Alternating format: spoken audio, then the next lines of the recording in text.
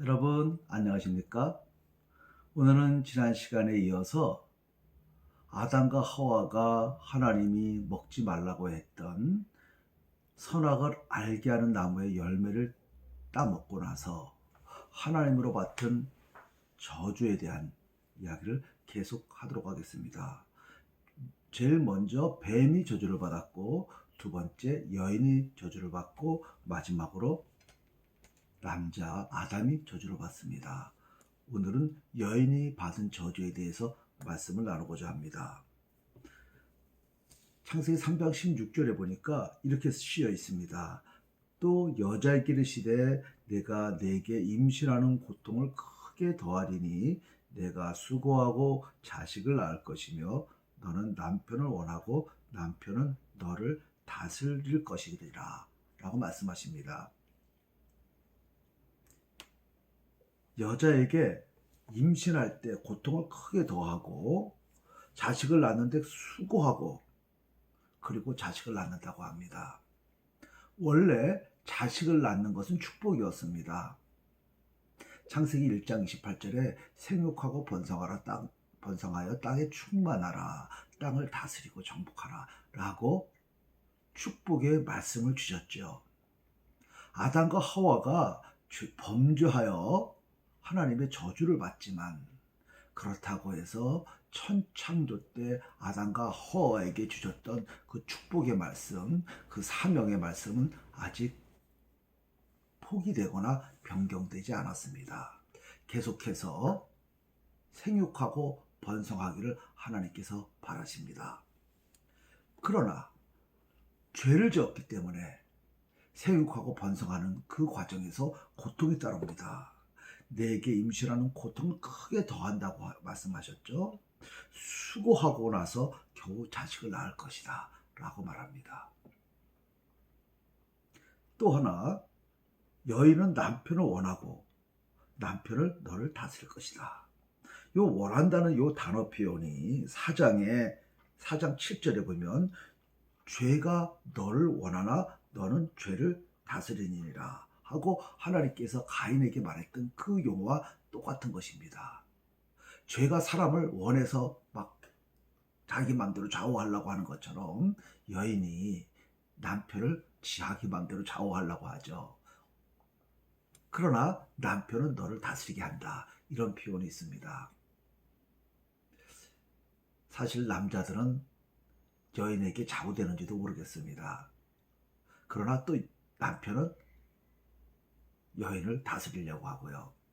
참 재미있죠. 근데 이것은 요 내용은 1차적인 내용이고 여기에 숨겨져 있는 아주 깊은 내용이 있습니다.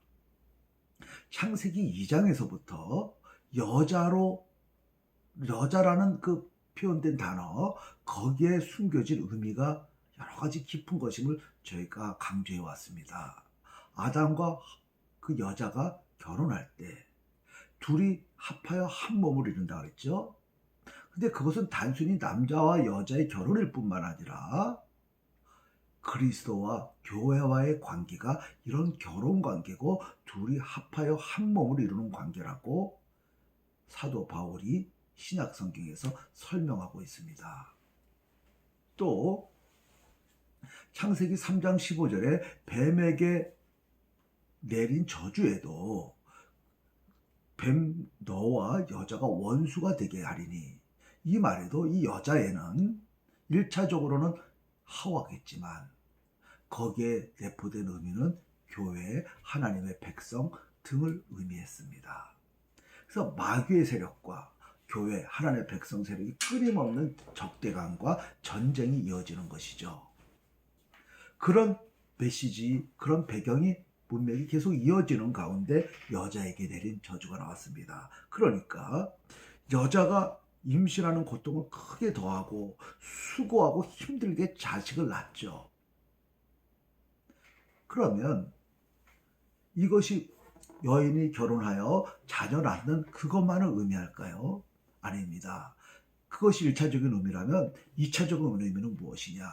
하나님의 백성이 자녀를 낳아 하나님의 그 백성들이 많아지는 이 과정, 이것을 의미한다고 볼 수 있습니다. 다시 말해서 하나님의 백성이 생육하고 번성하는 그 과정이 죄짓기 전에는 힘들지 않았지만 죄짓고 난 이후에는 힘들고 고난과 고통이 따르는 해산의 수고가 따르는 그런 과정을 거쳐서 이루어진다는 것을 암시하고 있습니다. 창세기 1장 28절에 생육하고 번성하라 땅에 충만하라 했던 그 하나님의 축복의 명령이 예수님께서 오셔서 십자가에서 대속을 완성하시고 죽으시고 부활하신 후에 승천하기 직전에 제자들에게 말을 하죠.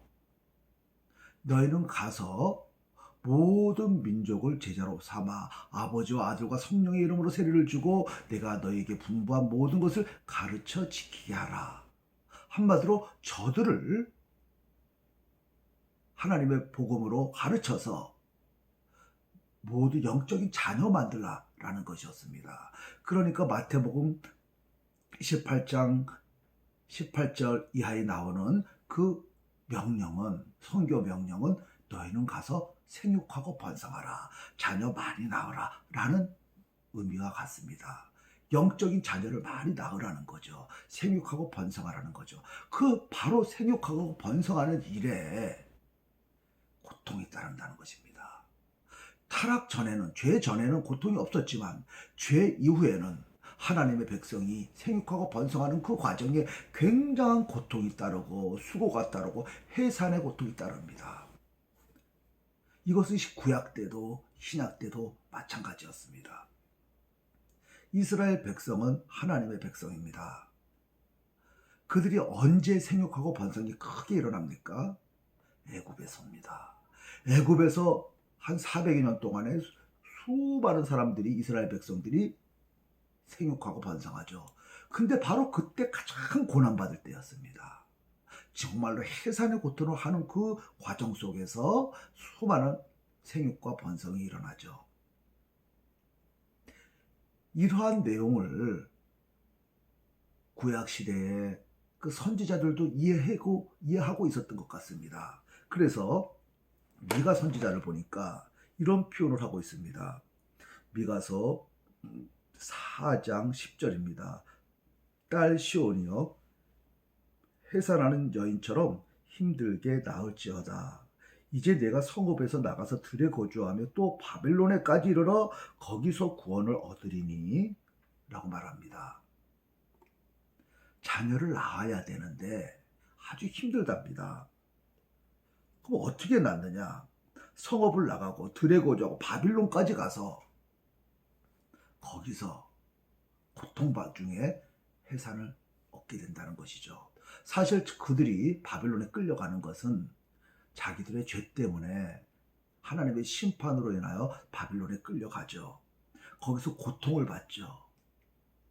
그러나 그 고통 중에서 저들이 많은 자녀를 낳게 한다는 거죠. 이 말을 할 때는 미가의 그 메시지 속에 무슨 생각을 하고 있는가? 과거 애굽에서 그 고난 속에서 많은 자녀를 낳았던 그것을 생각하고 있는 것 같습니다. 그때 바벨론에까지 가서 거기서 구원을 얻으리니 여호와께서 너희를 거기서 원수들의 손에서 속량하여 내시리라. 마치 출애굽 때 출애굽 6장 6절에 보면 하나님의 편팔로 그들을, 이스라엘 백성을 애굽과 바로의 손에서 속량하여 내리시거든요. 마찬가지로 바벨론에서 그렇게 속량하여 내시리라는 거죠. 거기서 해산하고 힘들어 나은 이후에 속량해 내리라는 거죠. 그런데 이 내용은 단순히 육체적인 출 바벨론을 말하는 것 같지 않습니다. 왜냐하니까요. 그 문맥을 보면 그렇습니다. 바로 미가서 5장 2절에 보면 우리가 아는 유명한 말씀이 나오죠. 베들레헴 에브라다야, 너는 유다 족속 중에 작을지라도 이스라엘을 다스리는 자가 내게서 내게로 나올 것이라. 그의 근본은 상고의 영혼에 있느니라. 예수님의 탄생에 관한 이야기를 하고 있습니다. 그리고 나서 3절에 보면 그러므로 여인이 해산하기까지 그들을 붙여주시겠고 그 후에는 그의 형제 가운데, 그의 형제라고 하는 것은 그 바로 1절에서 나온 다스리는 자 메시아를 말하죠. 그의 형제 가운데서 남은 자가 이스라엘 자손에게로 돌아오리니 라고 말을 합니다. 메시아가 태어날 때까지, 메시아가 그들을 구원해낼 때고 속량해낼 때까지 여인은 어떻게 합니까? 해산을 하기 위해서 온갖 고통을 한다고 합니다. 해산하기까지 그들을 붙여두시겠고, 어디에요? 바벨론에요. 또 영적 관점으로 보면은 세상의 그 죄악 아래 또는 사망 아래 있어요. 고통 속에 있습니다. 그런 과정 속에서 고통 중에 있지만 하나님께서 그들을 구원해내신다고 합니다. 왜 이런 결과가 나왔나요? 죄 때문에요.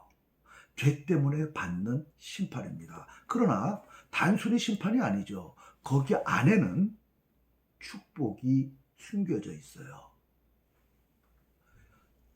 아담과 하와가 죄를 져가지고 끝장나는 것이 아니라 저들에게 하나님께서 아직도 희망을 갖고 계시고, 저들의 고난은 받지만 그 고난 속에서 하나님의 뜻에 합당하게 하나님의 백성을 해산해 뇌게 하겠다는 계획이 담겨져 있습니다.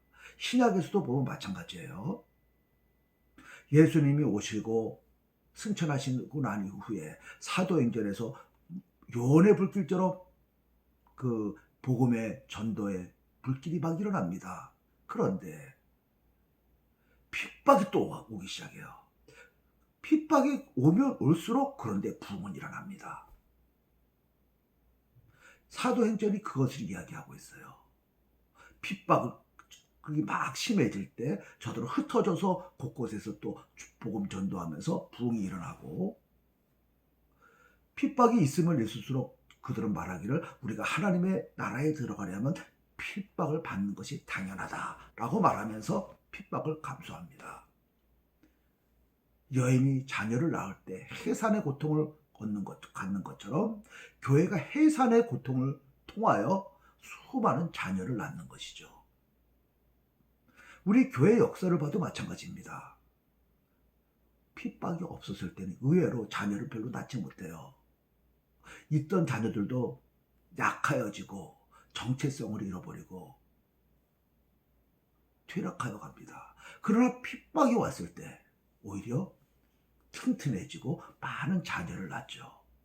그러한 비밀들이 창세기 3장 16절 여인에게 준 저주 속에 숨겨져 있어요. 축복인 것입니다. 핍박을 통하여 생육하고 번성하는, 하나님의 백성들이 생육하고 번성하는 그 사역이 일어나는 것입니다. 이것을 신약시대의 사도 바울도 이해하고 있었던 것 같습니다. 그래서 바울은 갈라디아서 4장 19절에 이런 표현을 하죠. 나의 자녀들아, 너희 속에 그리스도의 형상이 이루기까지 다시 너희를 위하여 해산하는 수고를 하노라. 또 골로새서 1장 24절엔 이런 표현을 합니다. 나는 이제 너희를 위하여 받는 괴로움을 기뻐하고 그리스도의 남은 고난을 그의 몸된 교회를 위하여 내 육체에 채우노라. 예수님께서 우리 이 교회를 낳기 위하여 해산의 수고를 겪으셨습니다. 십자가에 못 박히셔서 자기의 몸을 허시고 물과 피를 아낌없이 쏟으셨죠. 그 과정을 통하여 교회가 태어났습니다. 그런데 그 교회는 예수님의 뒤를 쫓아갑니다. 예수님이 말씀하시죠. 누구든지 나를 따라오려거든 자기를 부인하고 자기 십자가로 지고 나를 쫓을 것이니라. 교회는 예수님처럼 자기 십자가를 지고 쫓아갑니다. 해산의 고통을 겪으면서 많은 자녀를 낳습니다.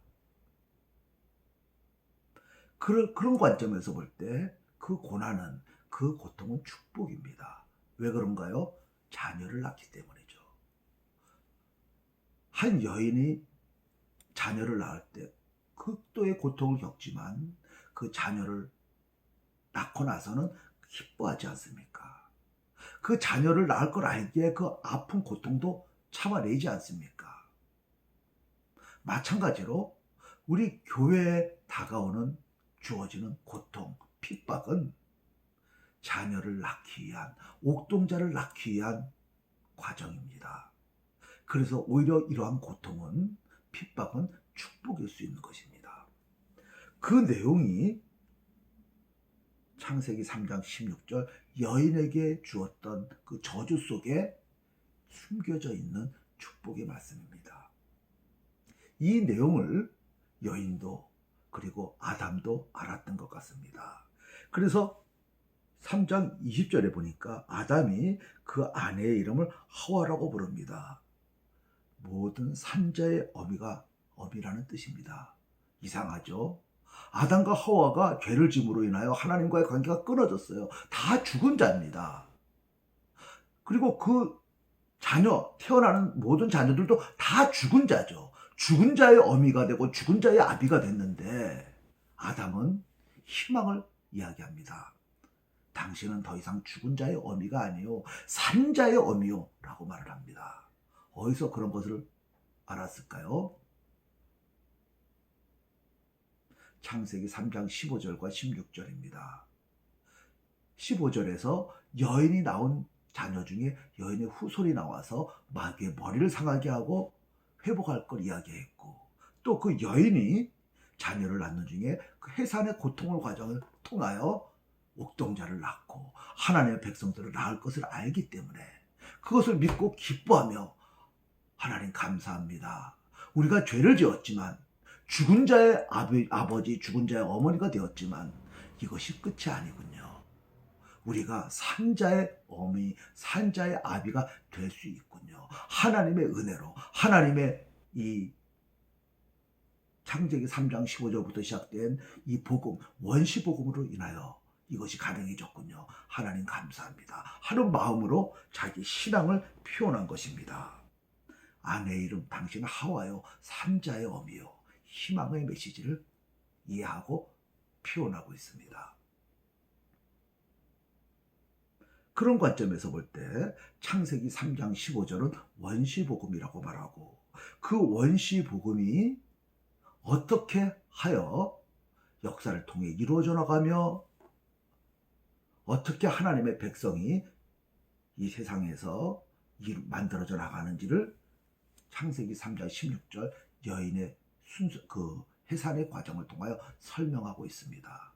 오늘날 우리가 이 내용을 이해한다면 교회에 어떤 핍박이 올 때 어떻게 생각해야 될까요?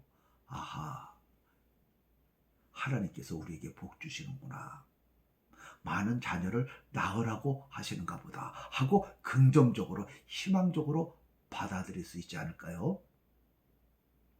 인류는 죄를 지어서 저주를 받았지만 하나님이 인류에 대한 기대는 저버리지 않으셨습니다. 그의 아직도 우리 인류에 대한 기대를 가지고 그 저주 안에 축복을 숨겨두셨습니다. 그것이 오늘 읽은 창세기 3장 16절에 나오는 것입니다. 여러분, 이해가 되십니까? 여인을 통한, 여인이라는 것은 교회죠. 그 교회의 고통, 해산의 고통을 통한 수많은 생육과 번성, 하나님 나라 백성들의 흥왕, 왕성, 이것을 이루어 가시는 하나님입니다. 이것이 하나님의 구속의 역사를 통하여 이루어지는 것입니다. 창세기 3장 16절에 이런 계획이 비밀스럽게 숨겨져 있었던 것입니다. 감사합니다.